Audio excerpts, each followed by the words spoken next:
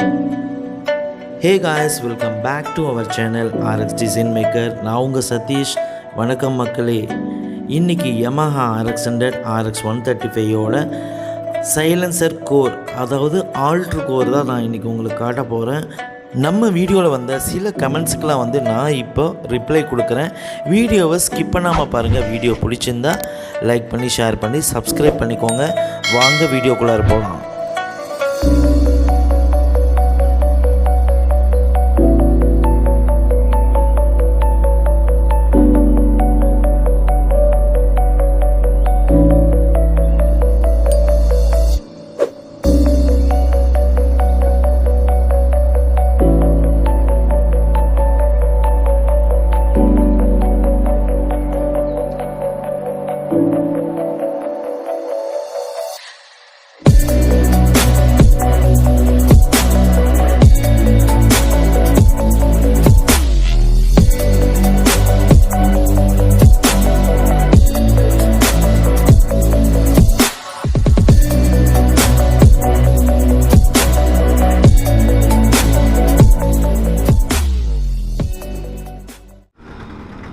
என்ன friends, video பார்த்தீங்களா? Muffler நமக்கு கம்பெனிலேருந்து வந்திருக்கு. அதை நான் ஆல்ட்ரு பண்ணி வச்சுட்டேன். நிறைய பேர் ஆல்ட்ரு மஃப்ளர் வேணும் அப்படின்னு கமெண்டில் சொல்லிகிட்டு இருக்கீங்க, இன்ஸ்டாகிராம்லேயும் கேட்டுகிட்டு இருக்கிறீங்க. அவங்களுக்கெல்லாம் தான் இந்த வீடியோவை எடுத்தவொடனே இதை காமிச்சிட்டா தான் நிறைய பேருக்கு தெரிய வருது. நம்ம எடுத்து வீடியோவோட மிடில்லையோ கடைசிலேயோ இதை போட்டோன்னா யாருக்கும் தெரிய மாட்டேங்குது. அதனால தான் முன்னாடியே நான் வீடியோவில் காமிச்சிட்டேன். ஓகே ஃப்ரெண்ட்ஸ், இப்போ நம்ம கமெண்ட்ஸ்குள்ளார போகலாம். விஜய் ரஹீம் அப்படின்ட்டு ஒருத்தர் கேட்டுக்கிறாரு, சதீஷ் ப்ரோ 2021 ரீஸ்டோரேஷன் காஸ்ட்டு ஃபுல்லாக டீட்டெயில்ஸ் வீடியோ போடுங்க அண்ட் பெயிண்ட் காஸ்ட் ஆல்சோ அப்படின்னு கேட்டுக்கிறாரு. ஃபுல் ரீஸ்டோரேஷன் ஒர்க்குக்கு எவ்வளோ காஸ்ட் ஆகும் அப்படின்னா நான் நிறைய வீடியோவில் இதை சொல்லியிருக்கேன். ஃபஸ்ட்டு பார்த்திங்கன்னா மெக்கானிக் லேபரு, அடுத்தது பெயிண்டிங்கு, அடுத்தது மெக்கானிக் டிஸ்மேண்டில் பண்ணுறப்ப ஸ்பேர்ஸ் லிஸ்ட்டு கொடுப்பாங்க. இல்லைனா நம்ம வண்டியை பூட்டுறப்ப ஸ்பேர்ஸ் லிஸ்ட்டு கொடுப்பாங்க. அந்த ஸ்பேர்ஸ் வாங்குகிறோம் இல்லையா, அந்த காஸ்ட்டு இவ்வளோ தான். இது இல்லாமல் நம்ம லேத் ஒர்க் செய்கிறது, ஸ்டிக்கரிங் ஓட்டுறது, எலக்ட்ரிக்கல் வேலை செய்கிறது, ஃபோர்க் ஃபிட் பண்ணுறது, வீல் ஃபிட் பண்ணுறது, இந்த மாதிரி நிறைய ஒர்க் இருக்குது. இந்த எல்லா ஒர்க்கும் சேர்ந்தது தான் ஒரு ரீஸ்டோரேஷனோட காஸ்ட்டு. இந்த காஸ்ட் பர்டிகுலராக இவ்வளோ ஆகும் அப்படின்னு நம்ம சொல்ல முடியாது. ஆனால் தோராயமாக ஒரு வண்டியை நம்ம ரெடி பண்ணுறதுக்கு பார்த்திங்கன்னா ஒரு 50,000லேருந்து 60,000 இன்றைக்கி கண்டிப்பாக ஆகுது. இது ப்ராக்டிக்கலாக நான் சொல்கிறேன். இதை செஞ்சு பார்க்குறவங்களுக்கு இது கண்டிப்பாக தெரியும். இல்லை என் கையில் ஒரு 30,000 இருந்தால் போதும், நான் ஒரு ஃபுல் ரீஸ்டோரேஷன் பண்ணிவிடுவேன் அப்படிங்கிறவங்களுக்கு சத்தியமாக எனக்கு தெரியல எப்படி அது 30,000 பண்ணுவாங்க அப்படின்ட்டு. ஏன்னா மெக்கானிக் லேபரு, பெயிண்டிங் காஸ்ட்டே நீங்கள் இன்றைக்கி ஏறத்தால் பார்த்திங்கன்னா ஒரு 20 ரூபா 25 ரூபா சாதாரணமாக தொழுது. அது இல்லாமல் ஃபுல் ஸ்பேர்ஸ் நம்ம வாங்கினாலும் இழுத்து பிடிச்சி வாங்கினா கூட இன்றைக்கி ஒரு 25,000 தொழுது. இதுவே பார்த்திங்கன்னா 50,000 ஆகிடுது.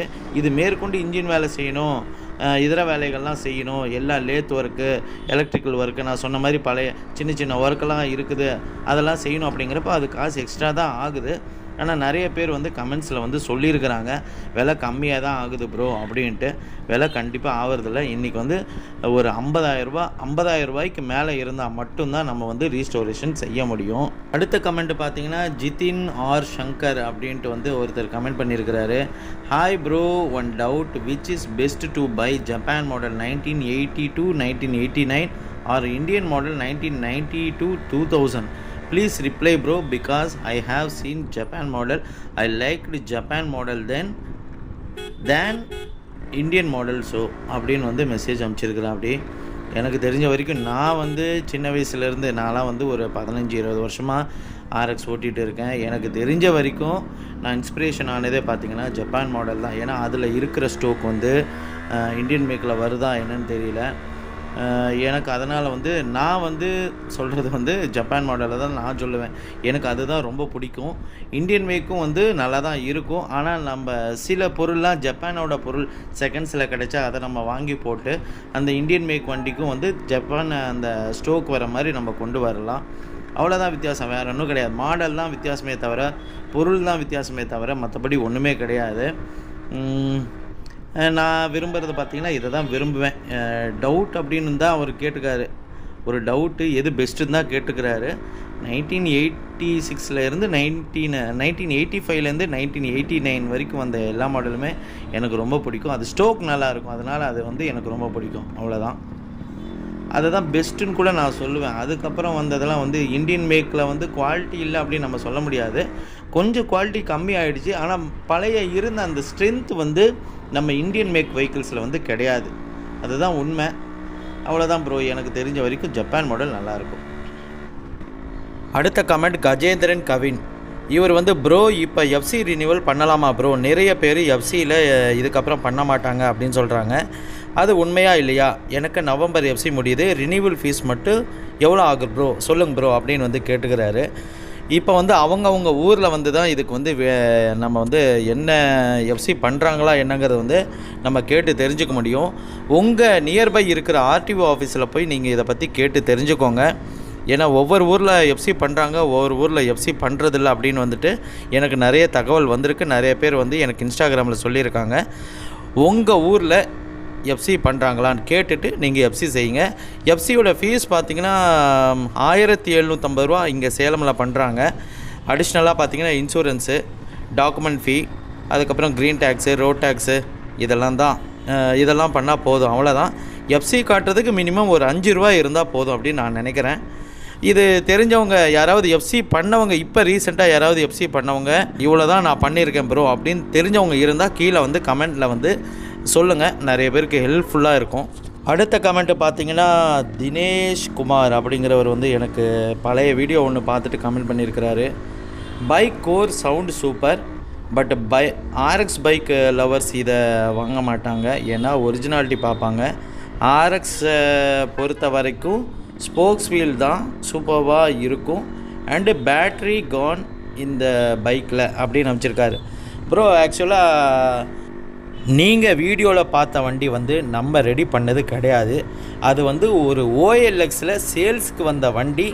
அது வந்து என்னோடய நண்பர் வந்து வேலூரில் இருந்து அவருக்கு OLXை பார்த்துட்டு சேலமில் என்னை காண்டாக்ட் பண்ணி அந்த வண்டியை போய் கொஞ்சம் பார்த்துட்டு வர சொன்னார். நான் வந்து அந்த OLXல போட்டிருந்தார் இல்லையா, அவருக்கு ஃபோன் பண்ணி பேசிட்டு நேரில் போய் வண்டியை பார்க்குறப்ப ஒரு ரிவ்யூ ஒன்று எடுத்துக்கிறேன்னு சொல்லிவிட்டு அந்த வண்டியை ரிவ்யூ எடுத்து நான் அப்படியே வந்து நம்மளோட வீடியோவில் வந்து நான் போஸ்ட் பண்ணியிருக்கேன்.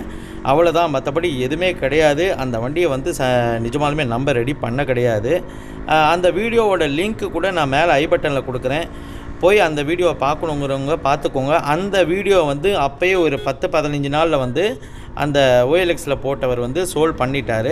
ஏன்னா 20 நாளைக்கு அப்புறம் நான் மறுபடியும் அவருக்கு நான் ஃபோன் பண்ணி பேசினப்போ அவர் இந்த தகவல் சொன்னார். ப்ரோ வந்து நாங்கள் வண்டியை விற்றுட்டோம். ஏன்னா அவரும் அவரோட ஃப்ரெண்டும் சேர்ந்து தான் அந்த வண்டியை வாங்கினாங்களாம். அந்த வண்டியை நாங்கள் விற்றுட்டோம் அப்படின்னு வந்து சொன்னாங்க. அவ்வளோதான். அந்த வீடியோவோட லிங்க் வந்து கண்டிப்பாக நான் மேலே ஐ லிங்க்கில் கொடுக்குறேன், போய் பாருங்கள். ஓகே ஃப்ரெண்ட்ஸ், இன்றைக்கி கமெண்ட்ஸ் வந்து நிறைய இருக்குது. இன்னும் நிறைய கமெண்ட் படிக்கணும்னு ஆசை. ஆனால் வீடியோ வந்து ரொம்ப லென்த்தியாக போயிட்டு இருக்குது. இன்றைக்கி வீடியோ நான் இதோட முடிச்சுக்கிறேன். வீடியோ பிடிச்சிருந்தால் மறக்காமல் லைக் பண்ணி ஷேர் பண்ணி சப்ஸ்கிரைப் பண்ணிக்கோங்க. மறக்காமல் சப்ஸ்கிரைப் பண்ணுங்கள். வீடியோ பிடிச்சிருந்தால் ஒரு லைக் கொடுத்துக்கோங்க. தேங்க்ஸ் ஃபார் வாட்சிங். பாய் பாய். See you. RX Decision Maker Satish. Bye bye.